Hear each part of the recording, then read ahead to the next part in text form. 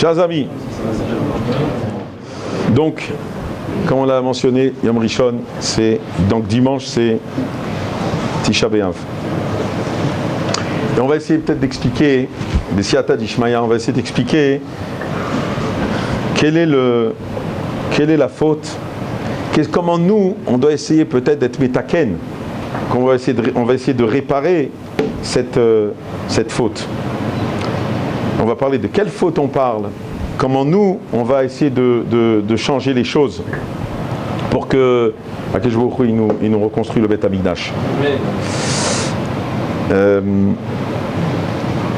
maïsés ont dit, avant de rentrer dans le cœur du sujet, je voulais simplement vous amener une petite histoire qui va en introduction à ce que je vais dire, pour essayer de comprendre un peu ce qu'on va dire. On dit, à la fin de chaque dracha, on dit Tibané et Yerushalayim Dimira Biyamenu Tikonen Vetibané. Ça veut dire qu'on espère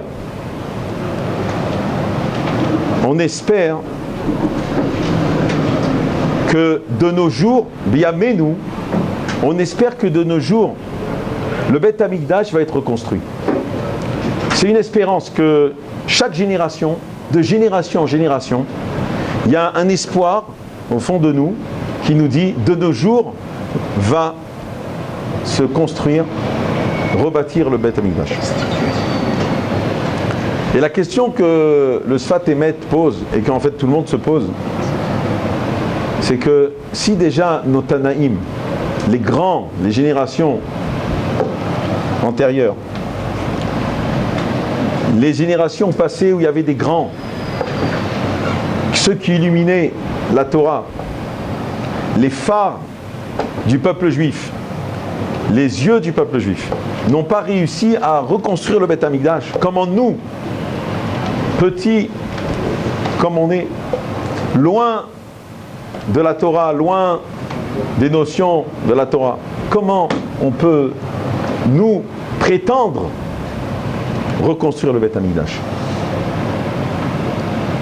Qui sommes-nous pour dire qu'on espère que le Beth Amikdash va être reconstruit de nos jours? Beyamenu. Et là, je vais raconter une petite histoire. On raconte une histoire vraie. À l'époque où Yerushalayim, en 1947, il y a eu donc un matzor, donc la Torah, les Goïm ont encerclé, les Arabes ont encerclé le Yerushalayim. Il y a eu donc ce matzor et le siège d'Yerushalayim. Il y a eu les bénis Israël, les Juifs ont crevé de faim. Vraiment, ils ne pouvaient pas manger, il n'y avait rien du tout. Et c'était très grave, très très grave. Des familles entières, des enfants qu'on avait enfermés et qui ne pouvaient pas manger. Il y avait un rébé, un mélamed, qui a eu pitié de ses élèves. Il leur enseignait la Torah. Alors il a décidé que tous les Rosh Chodesh, une fois par mois, avec les moyens qu'il pouvait, il voulait faire un gâteau. Et ce gâteau, il voulait le distribuer à chacun de ses élèves pour qu'ils aient au moins quelque chose à manger. Et chaque Rosh Chodesh, il faisait ça. Et un mois, ce qui se passe, c'est qu'une fois, un enfant a demandé au rébé s'il pouvait garder cette tranche de gâteau pour son papa. Parce qu'il savait que son papa, il avait très très faim et qu'il aimait beaucoup ce gâteau. Donc il voulait garder ce gâteau pour son papa. Et le rébé, il a dit, il n'y a pas de problème. Ce qui s'est passé, c'est que c'était le matin. Il y a eu, pendant la récré, une afsaka de 20 minutes. Et voilà que l'enfant, il a très très faim. Il respire, il sent le gâteau. Ça sent très bon. Il a très faim. Et il ne peut pas s'empêcher que de prendre une bouchée du morceau de gâteau. Et puis la journée est encore très longue. Surtout quand on a faim. Et il y a encore une autre afsaka, une autre récréation. Et voilà que l'enfant, il regarde le gâteau et il prend une autre bouchée. Et le soir arrive, il est encore dans l'autobus, il ramène, il veut rentrer chez lui, il n'en peut plus, il prend une troisième bouchée. Et il amène le gâteau chez son père et il lui dit, voilà papa, voilà j'ai pensé à toi, le Rebbe nous a donné un morceau de gâteau comme tout Rosh Chodesh et j'ai pensé à toi, je voulais te l'amener. Alors le Rebbe, le papa, il a vu que le morceau de gâteau a été entamé, qu'il y avait 3 bouchées que son fils il a pris. Il a dit, tu sais, le papa, comment il a réagi? Il a dit comme ça, il a dit, si tu m'avais amené le morceau entier, alors c'est sûr ça m'aurait honoré. J'aurais vu combien tu m'aimes. Mais maintenant que tu me l'as amené avec 3 bouchées entamées, alors j'ai compris que tu m'aimes énormément. Pourquoi? Parce que finalement, j'ai compris que tu étais quelqu'un qui aimait beaucoup ce gâteau, que tu avais très faim et que tu ne pouvais pas résister. Mais bien que tu l'as entamé, tu as quand même pensé à moi. Bien que tu n'as pas réussi à aller au-delà de tes désirs, de ton désir de manger, eh bien quelque part, je vois quand même que ton désir de vouloir me faire plaisir est plus grand que ton désir personnel. Et c'est pour ça que pour moi, ce morceau de gâteau, il est plus grand que si tu ne l'avais pas entamé. C'est quoi le Nimshal? Ça, c'est une histoire vraie, mais j'ai vu les rabbinim ils ramènent de cette histoire une leçon incroyable. C'est que nous, petits comme on est, de notre génération, on arrive devant Hachem avec des morceaux entamés. Ça veut dire que Hachem, il sait très bien que quelque part, on a des épreuves. Il y a la technologie, et on est dans une génération très difficile. Est-ce qu'on est, nous, à la hauteur de passer les épreuves? Non. Bien qu'Hachem envoie toujours des épreuves, que si on arrive à les supporter. Mais quelque part, on fait tous des erreurs et on glisse quelque part. Mais quand on arrive devant Akadosh Baruch Hu avec le peu de mitzvot qu'on a fait, alors Akadosh Baruch Hu, il tombe amoureux de nous. Pourquoi? Parce qu'il s'est dit, regarde, finalement, tu es tombé, mais tu t'es relevé. Tu continues à faire la prière. Tu continues à étudier. Tu continues et tu te bats. Tu as peut-être perdu la bataille, mais tu n'as pas perdu la guerre. Et c'est ça le juif. Et c'est ça notre génération. Et c'est ça Biyamenu. On a quelque part dans notre génération une dimension que les autres n'ont pas eue. C'est que nous, on n'est pas capable des fois de surmonter les épreuves, mais on se bat. Et c'est ça Biyamenu. C'est pas que nous, on va reconstruire le Beth Amikdash. C'est que notre part de reconstruction du Beth Amikdash, il faut que nous, quelque part, on participe à la reconstruction du Beth Amikdash. Ça veut dire que quand Akadosh Baruch Hu il va reconstruire le Beth Amikdash, il va prendre toutes les générations et il va construire chaque pierre. Chaque génération est un édifice. Et aussi notre génération, on veut être à la hauteur. Et on dit à Akadosh Baruch Hu, nous aussi on veut mettre notre pierre. Nous aussi on veut partie de l'édifice. Bien que notre pierre, nous, elle est mangée, elle est quelque part entamée. Mais cette pierre-là, elle est encore plus, quelque part, chérie par Hachem que les autres pierres. Donc c'est pour ça que nous, on dit, on espère à chaque fois, chez Shivne Beth Amikdash Bimira Biyamenu. Et c'est pour ça que le Ham Israël, il a aujourd'hui dans cette génération cette force de dire, comme j'ai dit à un avraire, j'ai dit, le Yetzer Hara, c'est pas qu'il veut qu'on faute. C'est sûr que les fautes, pour lui, c'est de la petite monnaie, comme on dit. Lui, ce qu'il veut, c'est qu'on abandonne. Lui, c'est de la petite monnaie, tout ça. Comme on dit, c'est Kesef Katan. Les Averot qu'on fait, ça, c'est rien. Mais c'est ce qu'il veut, ce qu'il attend, le Yetzer Hara, c'est qu'on dise, laisse tomber, c'est pas pour moi. Je laisse tomber. Je peux pas étudier. Ben Azmanim, je peux pas, regarde. Comme j'ai dit à quelqu'un, fais 1 heure le matin. Et après, si tu fais 1h30, tu as gagné. Dis-toi, je fais pas toute la matinée, parce que tu vas pas le faire. Dis-toi 1 heure, après tu peux faire 2 heures, tu peux faire 3 heures. N'abandonne pas.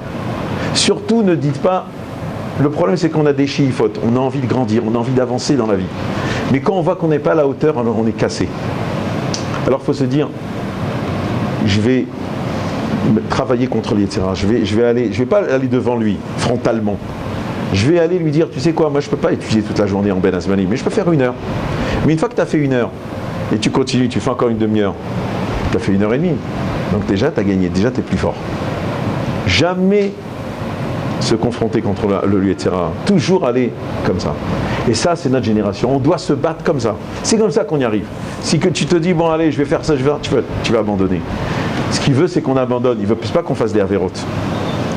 Donc ça, c'est notre travail. C'est notre travail, Rabotai. C'est pour ça que le mois de Tisha B'Av, c'est le mois de Av. Le Av, c'est un papa. C'est quoi le papa? Le papa, c'est l'amour. Il nous aime à Kadosh Baruch Hu parce qu'il voit qu'on se bat. C'est ça, cet amour que nous, on doit donner à Kadosh Baruch Hu. Lui, il attend ça. Parce que c'est un Av. Et c'est pour ça que même les souris, mais toutes les souffrances, ils sont dans un mois où justement il se révèle en tant que papa, où il se traduit en tant que papa. Il existe en tant que papa. C'est ça le Av. Et pour essayer de comprendre un peu mieux les choses, je voudrais vous dire un yesod. Je voudrais vous dire un yesod important dans la vie. Alors ça, c'est déjà, ça c'est sympa ce que je vous ai dit, c'est mignon.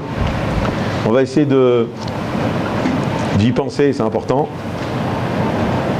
Mais je voulais vous dire aussi quelque chose qui va être un travail encore un peu plus difficile.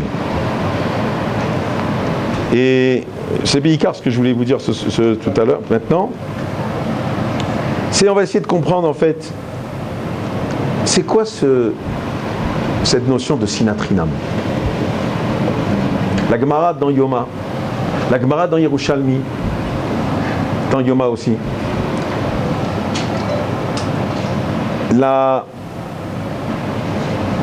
Même le Zohar parle de ça. On nous dit que le deuxième temple, il a été détruit à cause de sinatrinam. Mais je vous pose une question simple. Sinatrinam, ça veut dire quoi? Ça veut dire quoi la haine gratuite en français? Est-ce qu'on peut haïr quelqu'un gratuitement? Il y a toujours une raison. Il y a toujours une raison de pourquoi on haït quelqu'un. Est-ce qu'on peut dire sinatrinam? Est-ce que ça peut exister une notion pareille de dire je te haïs parce que c'est d'une manière, aucune raison, d'une manière gratuite. On va essayer de comprendre. C'est que, ça c'est la première question. Deuxième question qu'il faut essayer de comprendre, c'est que la Gemara dans Yerushalmi, elle veut dire que à cette génération d'Afka, il y avait beaucoup de Milut Chassadim. Les gens faisaient beaucoup de bonté entre eux. Ils étudiaient la Torah. Il y avait des gens midot extraordinaires, la Gemara, elle dit. Alors comment c'est possible qu'il y a la sinatrina? Alors qu'est-ce qu'elle dit la Gemara? Elle dit la raison pour laquelle il y a eu la destruction du Beth Amikdash, c'est parce qu'ils n'avaient pas d'amour entre eux. Pardon, ils aimaient l'argent. Pardon. Il y avait un amour d'argent qui était au-delà. Et la deuxième chose, c'est la sinatrinam. Aussi, la Gemara dans Yerushalmi a dit c'est la sinatrinam. Mais il y avait cet amour d'argent. Ça veut dire quoi? Le Zohar il dit que c'est à cause du passouk qui dit Tachat asher lo avata et Hashem elokecha besimcha betuv levav mirov kol. Le Zohar il dit c'est pourquoi le Beth Amikdash il a été détruit. Une autre raison, pas à cause de sinatrinam, c'est parce qu'en fait lorsqu'on est au Ved Hashem, on l'a pas fait besimcha mirov kol alors qu'on avait tout ou presque tout. Rashi dit.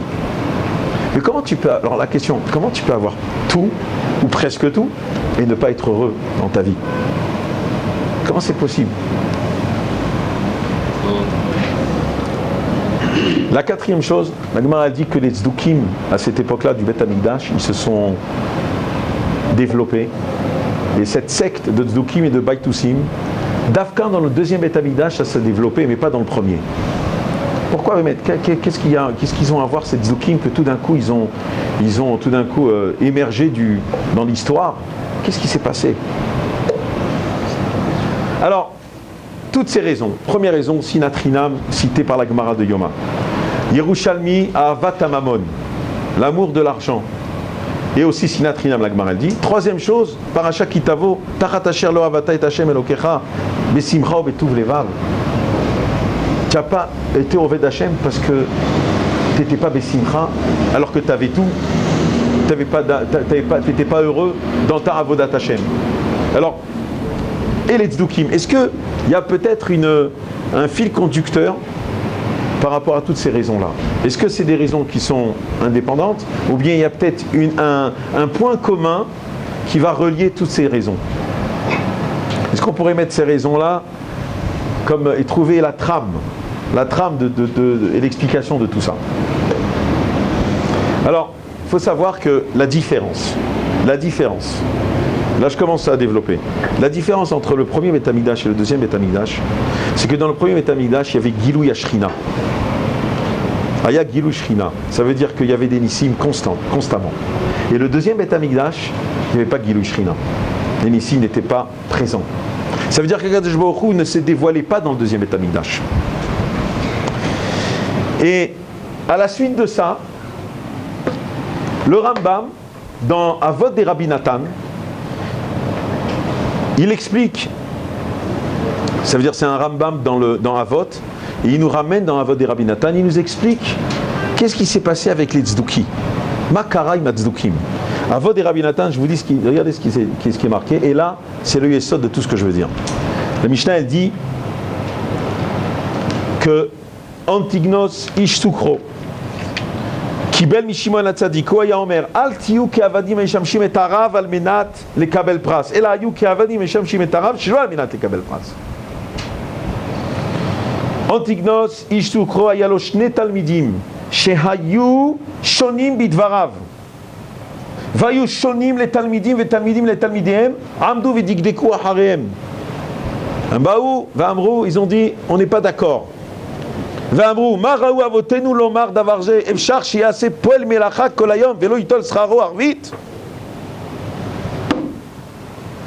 Ici, les tzdukim et les baitusim, c'était deux élèves de Antignos Ishsucho. Ils n'ont pas été d'accord avec ce qu'il a expliqué, Antignos ben Douro, en disant que il faut être oved Akadosh Baruch Hu shelo al menat lekabel prince. Ils ont dit mais c'est pas possible ton truc. Vechi poel oved efshar shiase poel melacha kol hayom velo yitol scharo be'arvit. Eux pour eux c'est pas possible. C'est une logique tellement claire. 1 et 1 ça fait 2, que si quelqu'un a travaillé, il doit avoir un salaire. Alors de me demander d'être oved Akadosh Baruch Hu et pas de recevoir de salaire, c'est contre toute logique. D'ailleurs, si vous faites attention, j'ai écouté une explication extraordinaire que les tzdukim, en fait, c'est sûr qu'ils recevaient la Torah chez Béal Pé. C'est sûr qu'ils mettaient les tfilines. La seule chose qu'ils étaient en cholek, les tzdukim, c'était tout ce qui était méfourage dans la Torah. Ou totafot ben enecha. Ils ont dit ben enecha, ça ne peut pas être là, c'est là. Comment vous les chachamim, vous expliquez quelque chose de méfourage, quelque chose de clair et net, d'explicite. C'est sûr que eux, ils mettaient les tfilines, et que les tfilines, c'est pas possible que c'est noir et c'est en cuir. S'ils ne sont pas passés par les chachamim, c'est impossible qu'ils ont inventé ça de leur tête. Donc c'est sûr que Torah chez Béal Pé, ils ont reçu. La seule chose qu'ils contredisaient les chachamim, c'est que vous les chachamim, vous n'avez pas le droit, vous n'avez pas la force de contredire quelque chose a priori qui reste explicite dans la Torah. Ça, ils n'ont pas donné le crédit aux chachamim. Parce que même Brit Mila, Or la Talev, comment tu vas expliquer Or la Talev si les chachamim ils ne sont pas là? Bien sûr qu'ils ont expliqué Torah chez Béal Pé, ils étaient Mekabel. Mais attention, en fait, c'est quoi les tzdukim? C'est des fromers. C'est des fromkait. C'est des gars qui se disent ouais, taïré, c'est katouba taïré, tu peux pas faire ce que tu veux. Aval chachamim, neshlanu masoret. Neshlanu masoret. Rav Shach, il disait toujours, le Ham Israël, c'est une masoret. Il y en a qui viennent avec de nouvelles svarot, mais c'est marqué comme ça, et c'est comme ça. Les tzdukim, c'est tout. Maintenant qu'un homme, il ne va pas à réformer la Torah parce qu'il a envie de réformer, parce qu'il a envie de faire plus cool, il a honte. Au contraire, il veut dire, je suis un froum. Eux, vous n'avez rien compris, vous. Quelqu'un qui travaille reçoit un salaire. C'est logique, c'est sûr que la Torah, elle ne peut pas me dire autrement que ça. D'accord, vous comprenez? C'est pas possible que la Torah me dise autrement. Donc ça a commencé, dit le Rambam, à cette époque-là. Ça veut dire que eux, bien que ça n'a pas l'air comme ça, mais eux, ils ont compris que la relation avec Hachem, c'est quelque part un massa ou matan. C'est un business, c'est des calculs. C'est j'investis, je reçois. Ça pour eux, c'est clair et net. Qu'est-ce que lui, Antignos Ishsuko, il a voulu vous dire? Antignos Ishsuko, lui, il a voulu dire, mais Hachem, c'est un papa. Bien sûr qu'il va nous donner, il va donner encore plus. Parce qu'un papa, il ne donne pas le top. Mais seulement, ne le fais pas pour ça, parce que nous, notre relation, c'est l'amour. Écoutez bien, écoutez bien. Nous, notre relation avec Hachem, c'est l'amour. C'est même pas de l'amitié, c'est de l'amour.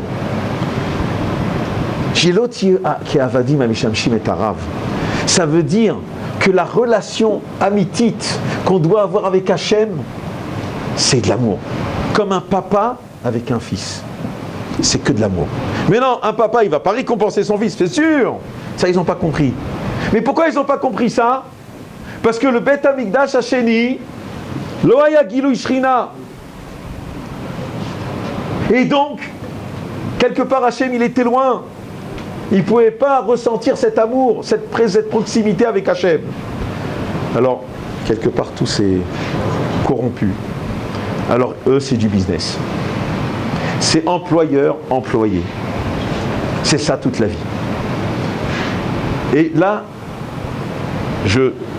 quand justement il y a cet esprit de Tzduki qui s'installe à l'époque du Beth Amikdash Hasheni, il y a cet esprit-là de business. On peut comprendre ce que la Gemara elle dit dans le Yerushalmi qui dit qu'il y a eu de l'amour d'argent entre les gens. C'est pas l'argent comme Bil'am, qui est Nefesh Rechava. C'est qu'en fait, il regardait les gens, combien je peux tirer de lui. Ça veut dire quand je donne, c'est pour prendre. La sinatrinam, vous savez c'est quoi la sinatrinam? On a posé une question, on a dit mais sinatrinam c'est quoi? Est-ce qu'on peut haïr gratuitement?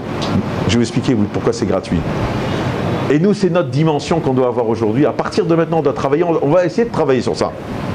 Ensemble.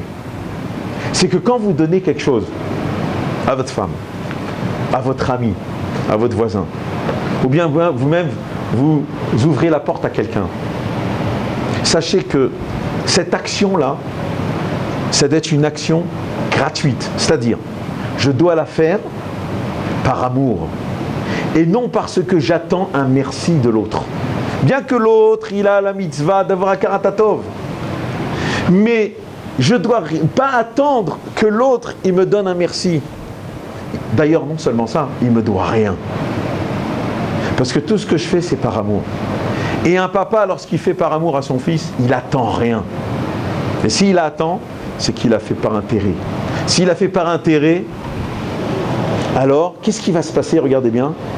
Il va attendre la récompense. Quand tu attends la récompense, que tu n'as jamais en fait, parce que dans ton esprit, tu as fait un acte tellement fort que tu te dis, il m'a dit que merci, il m'a donné que 100 000, mais moi ça vaut 200 000 ce que je lui ai fait.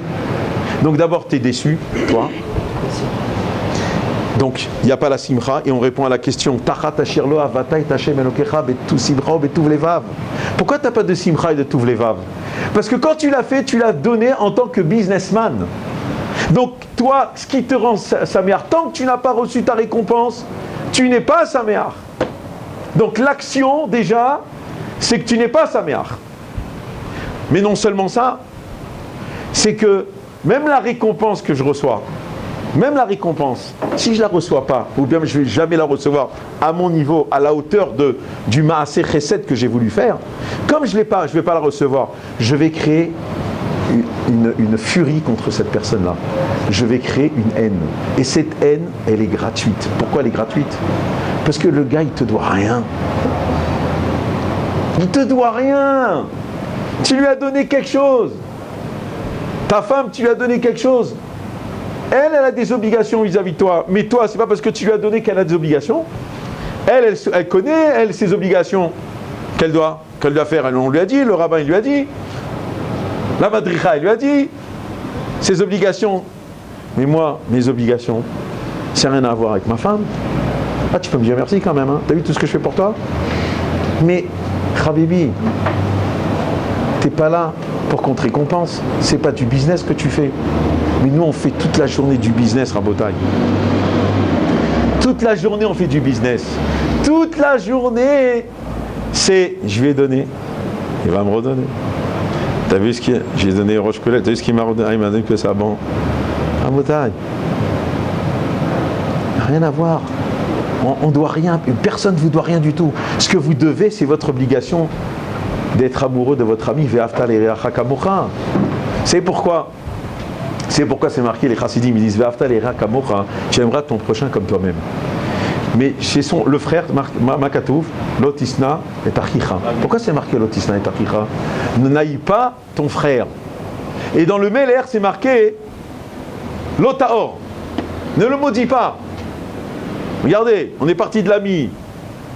On te dit, et de l'amitié, fais-le par amour. Ensuite, le frère ne le haït pas. Et le roi, attention, il ne faut pas le maudire. Pourquoi on est parti comme ça? Il dit, il dit, parce que d'abord ton ami, tu ne connais pas, tu n'attends pas beaucoup de lui. Donc, tu ne vas pas créer chez toi une haine. Mais ton frère, vous vous aimez. Et plus il y a de l'amour, et plus il y a du don.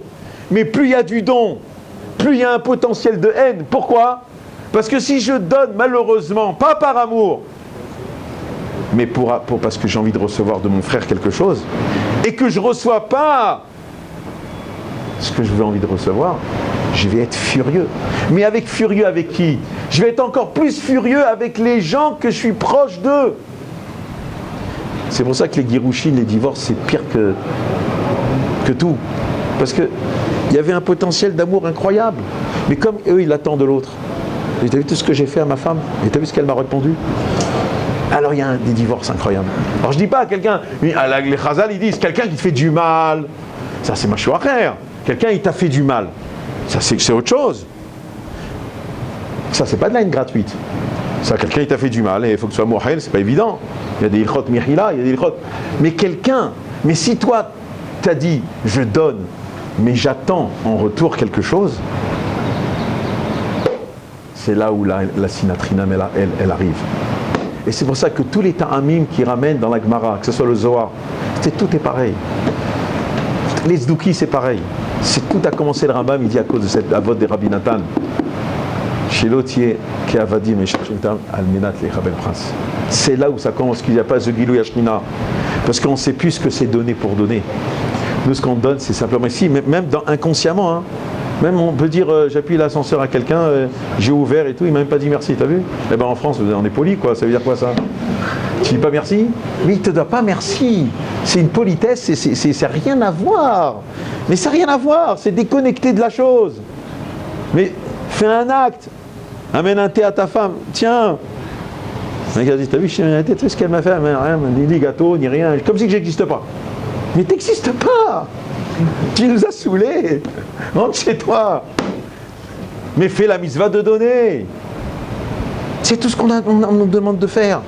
C'est ça tout, Tchabéav Rabotai. C'est Av. C'est ça l'amour. C'est ça le papa. C'est ça le gâteau. C'est tout ça. Il faut savoir donner pour donner. C'est beau de donner pour donner. C'est beau, il n'y a pas un acte plus pur que ça. C'est pour ça que Chesed Leumim, Hatat, ou Mot Haolam, c'est une faute quand il donne. Parce qu'il développe, justement, c'est la sinatrinam. Mais, comme un Rav, il a dit, ce syndrome-là, de sinatrinam, il est plus chez nous, chez les Juifs. Pourquoi? Parce que nous, on a envie de donner. Nous, on a le chesed. Yesh lanu chesed. Et justement, parce qu'on nous demande de faire du chesed, qu'on peut tomber facilement dans le piège de « Ah, je lui ai donné, donc il me doit ». Vous savez comment vous pouvez savoir si les maïsés, on est comme ça ou pas? C'est que tu te dis, finalement, si j'avais donné que 100 balles, j'aurais eu les 1000 balles. Alors pourquoi je lui ai donné 100 balles? J'aurais pu lui donner 50. Comment tu vas savoir?